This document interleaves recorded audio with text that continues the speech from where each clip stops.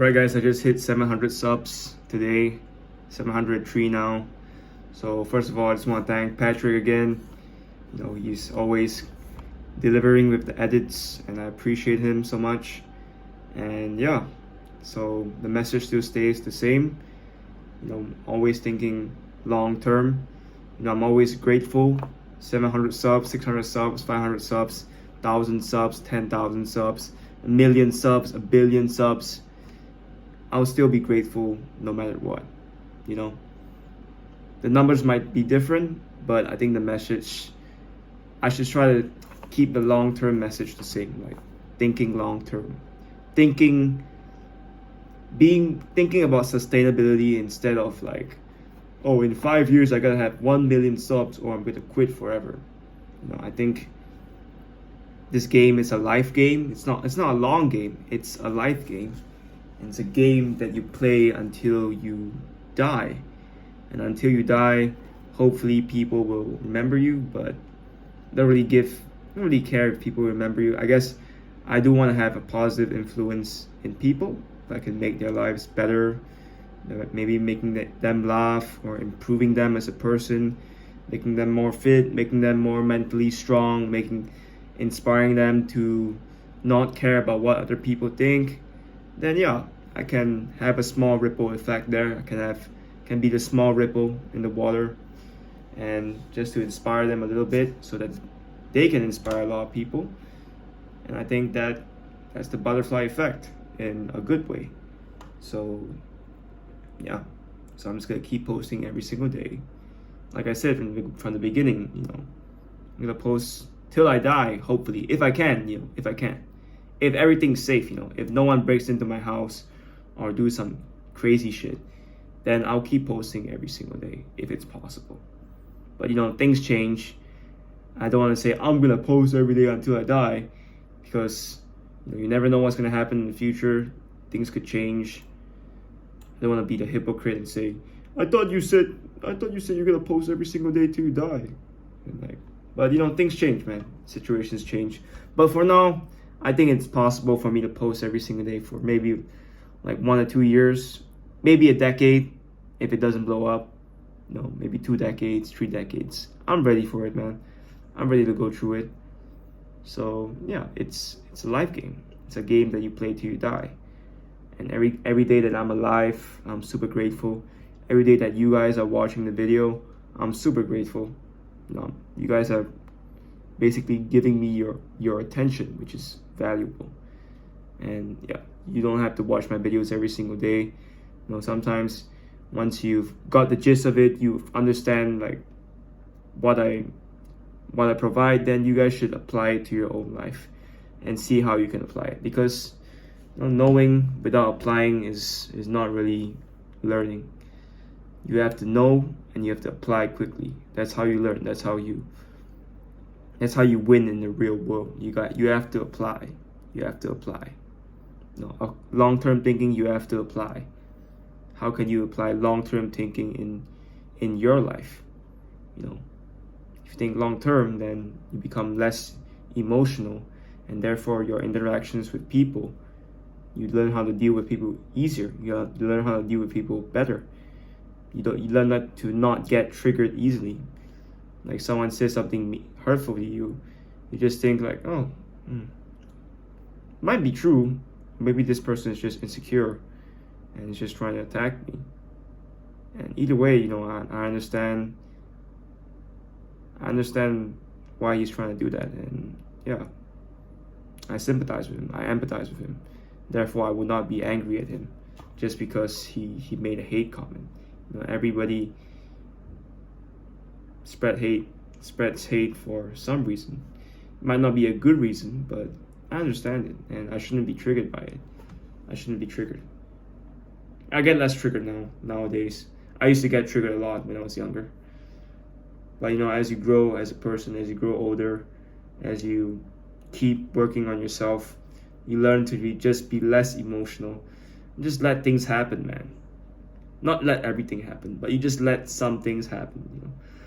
Anything besides, like I said, life and anything besides life and death, you can just let it happen, man. Maybe you like for my case, let's say I have like a case, you know, like I rented out like a unit for an owner, and then all of a sudden the owner, you know, doesn't want to give me the commission or something like that, like, and then all the work that I've done is wasted. I probably in the past I'd probably be super pissed, you know, I'll probably scold the owner, and that would probably burn my reputation.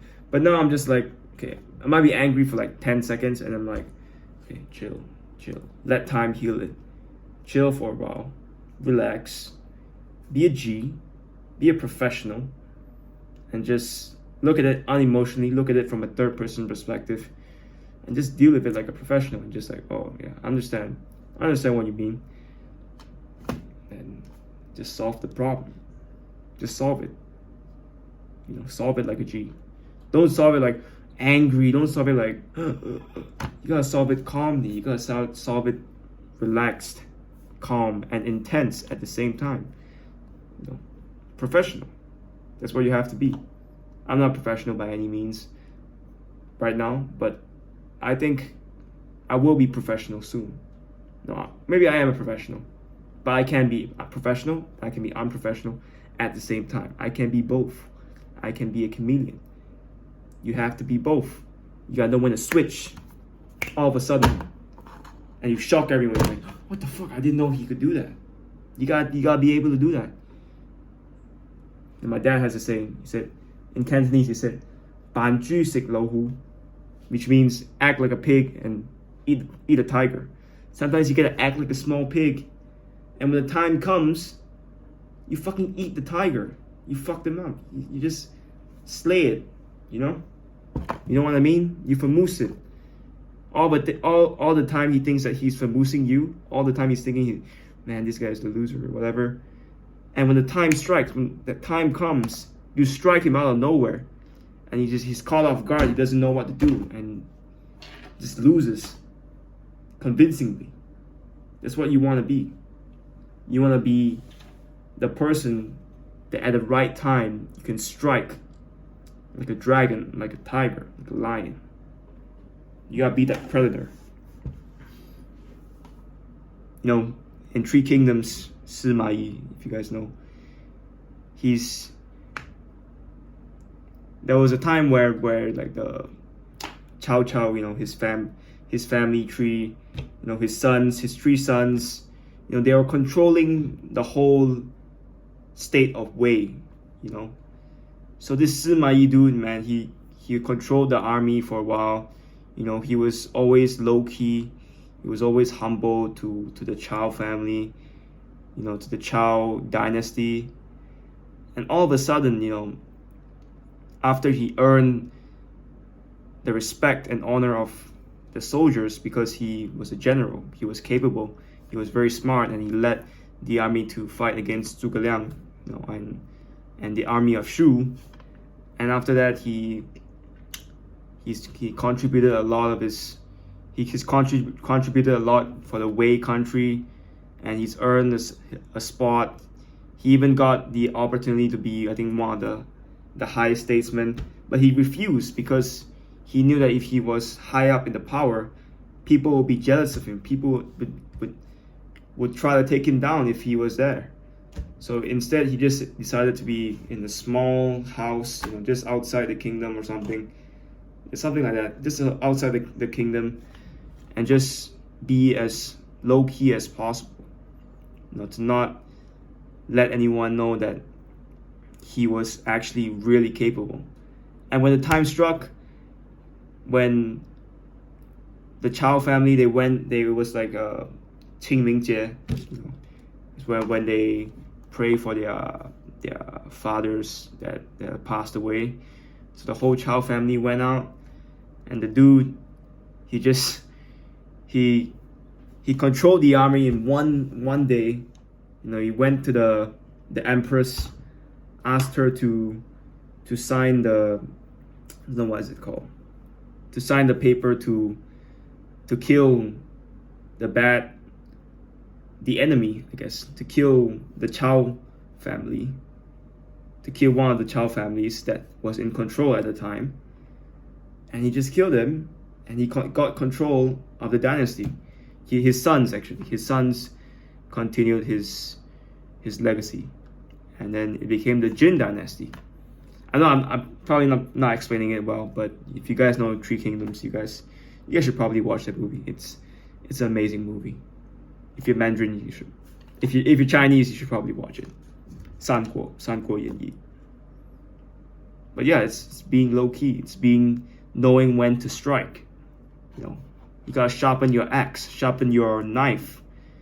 And when you raise your knife, when you push that knife into that body, you know for a fact that it goes through. It goes through easily, effortlessly. That's what you want.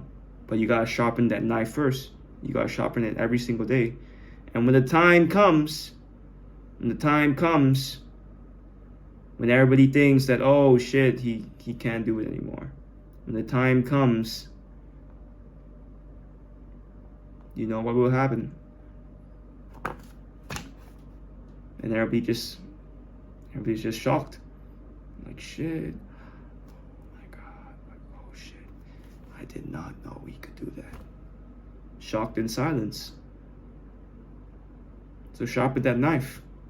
Sharpen that knife. And when it comes, when the time comes, when the right time comes, you strike. You strike. Anyways, thank you for 700 subs. And I hope and I'll see you guys in the next one. Peace.